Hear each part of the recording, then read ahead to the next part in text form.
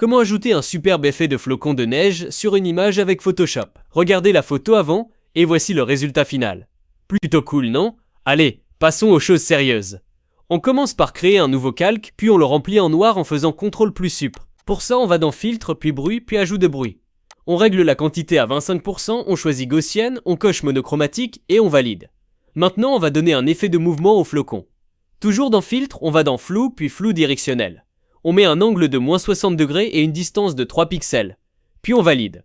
On change le mode de fusion en superposition et on clique sur la petite flèche pour masquer les réglages. On crée un nouveau calque, on le remplit en noir, puis on refait Filtre, Bruit, Ajout de bruit, avec une quantité de 25% et on valide.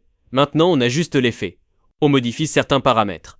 Je mets 550 ici, 100 là, et pareil ici, puis je valide. Je convertis ce calque en objet dynamique, puis je vais dans Filtre, Pixelisation, Cristallisation, et je mets la taille à 6, puis je valide. Ensuite, retour dans Filtre, Flou, Flou directionnel, et je valide. On passe au niveau.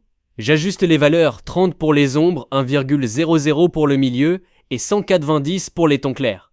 On crée un nouveau calque, on le remplit en noir, on le convertit en objet dynamique, puis on refait Filtre, Bruit, Ajout de bruit. Après ça, on applique un flou gaussien en mettant la valeur à 4 pixels, puis on valide.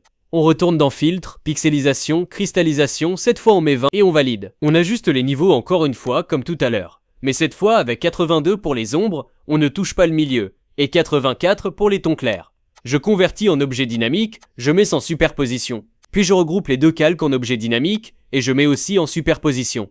Et voilà, c'est fini. Des flocons de neige réalistes en quelques minutes. Si ce tuto vous a été utile, pensez à liker pour plus d'astuces Photoshop.